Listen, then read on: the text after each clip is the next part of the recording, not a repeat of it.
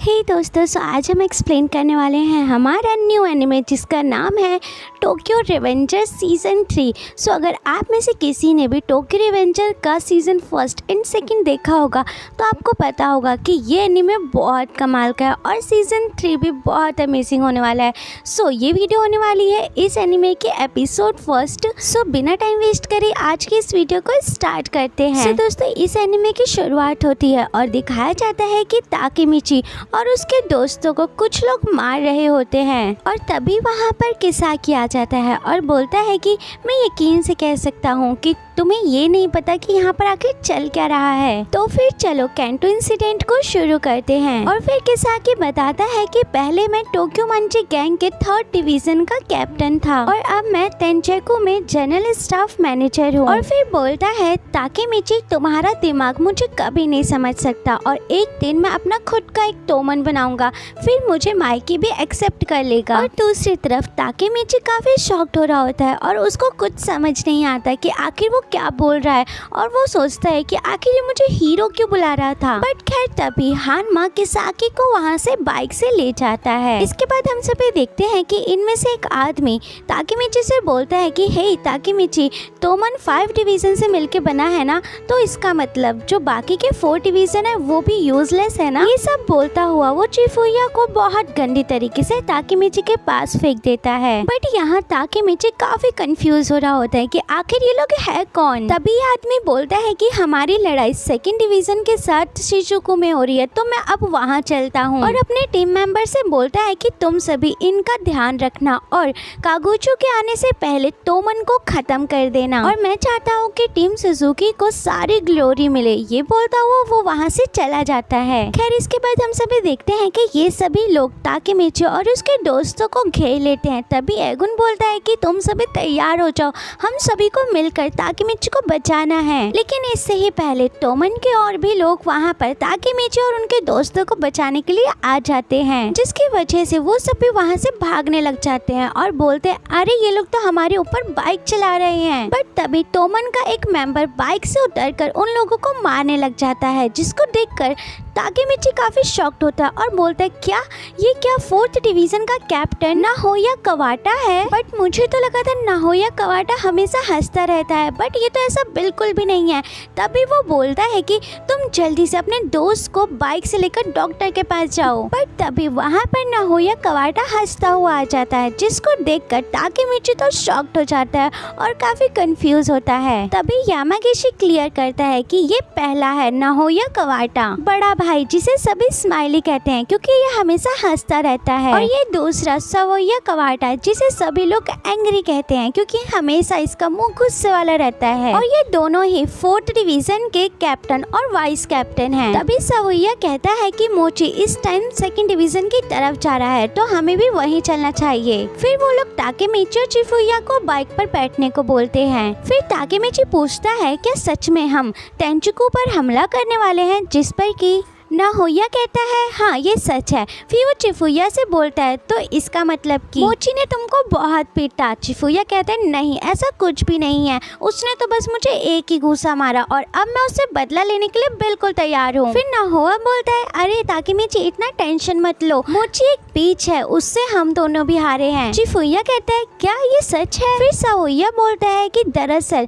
वो हमारे टोमन में ज्वाइन होने से पहले से ही हमारा दुश्मन था। फिर नाहोया बोलता है जब हमने ट्विन डेविल गैंग बनाई थी तब उसकी गैंग और हमारी गैंग में बहुत लड़ाई होती थी और एक दिन हमने सोच ही लिया कि हम उससे फाइट करेंगे, बट उसने तो हम दोनों को ही हरा दिया। बट अब जब तेंचुकू ने अपना सबसे पावरफुल मेंबर भेजा है तो टोमन को भी इसका मुंह तोड़ जवाब तो देना ही पड़ेगा। खैर इसके बाद हम सभी देखते हैं कि नाहोया और सवोया तेंचुकू के 2 मेंबर्स को पकड़कर मारने लग जाते हैं। फिर हम सभी देखते हैं कि ताकेमिची चिफुया से बोलता है कि चिफुया आज मैं किसाकी से मिला और मैं यकीनन से कह सकता हूँ कि तेंचुकू की फाइट भी किसाकी ने ही प्लान की होगी। चिफुया बोलता है पर तुम्हें ऐसा क्यों लगता है। ताकेमिची बोलता है ये तो मैं नहीं जानता, बट मुझे ऐसा लगता है मैंने वो चीज ढूंढ ली जिसकी वजह से मैं कई टाइम से परेशान था। मैं कितना भी चीजें चेंज करने की कोशिश कर लूँ बट कभी भी मैं अपने मिशन में सक्सेसफुल नहीं हो पा रहा था। फिर वो चिफुया से बोलता है चिफुया क्या ऐसा तो नहीं है कि मैं फ्यूचर को चेंज कर रहा हूँ, बट मेरे अलावा अलावा भी कोई फ्यूचर को चेंज कर सकता है। कहीं ऐसा तो नहीं है कि किसाकी भी फ्यूचर में जा सकता है, क्योंकि अगर मैं टाइम ट्रेवल कर सकता हूँ तो ऐसा जरूर हो सकता है कि कोई और भी टाइम ट्रेवल कर सकता है। चिफुया कहता है हाँ ऐसा तो हो सकता है। फिर ताकेमिची कहता है तुम्हें याद है कि जब मैंने बाथरूम में बोला था कि माइकी को किसाकी की जरूरत है, क्योंकि अब किसाकी तोमन से बाहर आ चुका है, जिसकी वजह से उसकी डार्कनेस उसको खुद ही झेलनी पड़ रही है, जिसकी वजह से इन 12 सालों के अंदर वो भी ऐसा बन चुका है। और मुझे इसी चीज पर यकीन था, जिसकी वजह से मैं फ्यूचर को चेंज नहीं कर पा रहा था, लेकिन मैं गलत था। शायद माइकी को किसाकी की जरूरत नहीं थी और किसाकी हमेशा से एक ऐसी तोमन बनाना चाहता था जिसमें कि सभी लोग उसका हुक्म माने, और शायद तेंचू भी अभी जो कुछ कर रहा है वो किसाकी के कहने पे ही कर रहा है। तभी चिफुया बोलता है कि अच्छा तो तुम्हारे कहने का मतलब ये है कि किसाकी भी टाइम ट्रेवल कर सकता है और वो फ्यूचर में जाकर तोमन को चेंज कर रहा है, जिसकी वजह से तुम्हारी इतनी कोशिश के बाद भी फ्यूचर चेंज नहीं हो पा रहा है। ताकेमिची बोलता है अगर सच में ये सब किसाकी की वजह से हो रहा होगा तो मैं उसको बिल्कुल माफ नहीं करूंगा और मैं उसको इसकी सजा देकर जरूर रहूंगा। चिफुया बोलता है बस ताकेमिची अब तुम इतना ज्यादा मत सोचो, क्योंकि अभी ये इम्पोर्टेंट नहीं है। अभी ये इम्पोर्टेंट है कि हम ताइसो को कैसे हैंडल करें, क्योंकि जैसा कि तुम सोच रहे हो कि किसाकी भी टाइम ट्रेवल कर सकता है, तो इसका मतलब कि वो भी इस टाइम बहुत जल्दी में होगा, क्योंकि वो फ्यूचर के हिसाब से अभी मर चुका है। ताकेमिची कहता है हाँ इसका मतलब कि वो अभी फ्यूचर में नहीं जा सकता, क्योंकि वो अभी फेल हुआ है। चिफुया कहता है हाँ बट हमें पहले ये पता करना पड़ेगा कि सच में किसाकी टाइम ट्रेवल कर सकता है या फिर नहीं। तभी हम सभी देखते हैं कि ये दोनों भी वहाँ पर आ जाते हैं और नाहोया बोलता है कि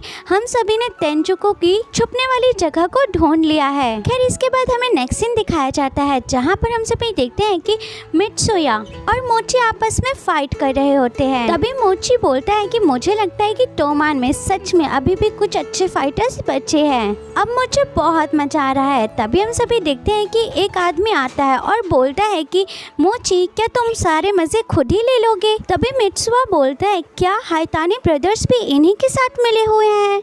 फिर हम सभी देखते हैं कि हितानी मित्सुया के सर पर एक ईंट मारता है, जिसकी वजह से मोची बोलता है कि तुम्हारी हिम्मत कैसे हुई मेरे शिकार के ऊपर हाथ उठाने की। तभी रेन बोलता है कि तोमान कोई ऐसी गैंग नहीं है जो कि हम तुम्हारी सोच से उनको हरा सके, हमें इनके ऊपर अभी हमला करना पड़ेगा, क्योंकि अभी इनका ध्यान हमारे ऊपर नहीं है। तभी मित्सुया सोचता है कि ये तेंचुकू बहुत खतरनाक है। फिर हम सभी देखते हैं कि तेंचु का एक लीडर शियोन शिवुया के सेंटर में टोक्यो मंची गैंग के कुछ लोगों को मार रहा होता है। दरअसल ये पहले 9th जनरेशन ब्लैक ड्रैगन का लीडर था।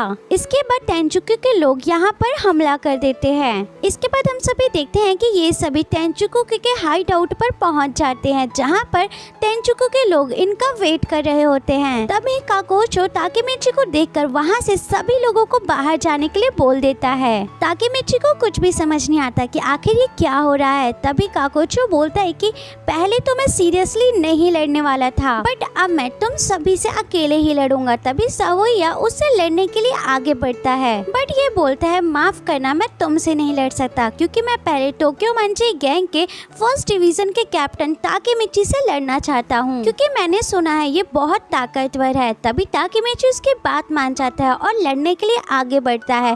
लेकिन तभी हम नेक्स्ट सीन देखते हैं, जहाँ माइकी नदी के किनारे बैठा होता है और साथ ही में इजाना भी साथ ही में होता है और माइकी की बाइक की बहुत तारीफ करता है। फिर अपने बारे में बताकर वो वहाँ से चला जाता है। खैर इसके बाद हम सभी देखते हैं ताकेमिची ताकुचो को देखकर बोलता है मुझे ऐसा क्यों लग रहा है कि मैंने इसे पहले कहीं देखा है। तभी ताकेमिची ताकुचो को एक घूसा मारता है, जिसकी वजह से वो दूर जाकर गिर जाता है और ताकेमिची बहुत खुश होता है कि अरे वाह मैं तो सच में इतना ताकतवर हूँ। तभी ताकेमिची को अपना बचपन याद आ जाता है, जहाँ पर वो काकुचो के साथ होता है। तभी ताकेमिची काकोचो को आवाज लगाता है, जिससे कि काकोचो हंसता हुआ बोलता है आखिर तुमको याद आ ही गया, हम 2nd डिवीजन के बाद तो मिले ही नहीं। ताकेमिची बोलता है हाँ तुमने सही कहा, तुम कैसे हो। काकुचो बोलता है तुम तो बिल्कुल नहीं बदले, तुम अभी भी बहुत कमज़ोर हो और तुम मेरी चिंता बिल्कुल मत करो, मैं बहुत ताकतवर हूँ, मैं बस जानबूझकर अभी हारा।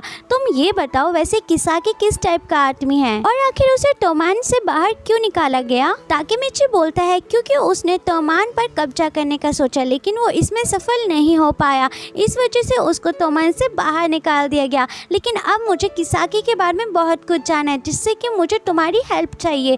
बट काकुचो बोलता है माफ़ करना ताकेमिची, मैं तुम्हारी हेल्प नहीं कर सकता क्योंकि अब मेरा हीरो इसाना है और इस हिसाब से अभी तुम मेरे दुश्मन हो। तो तुम अगर किसाकी को हराना चाहते हो तो तुम्हें उसके ऊपर हमला करना पड़ेगा। दुश्मनों से बच कर रहना। और ये बोलकर वो वहाँ से चला जाता है। दोस्तों यहीं पर हमारा ये एपिसोड खत्म होता है।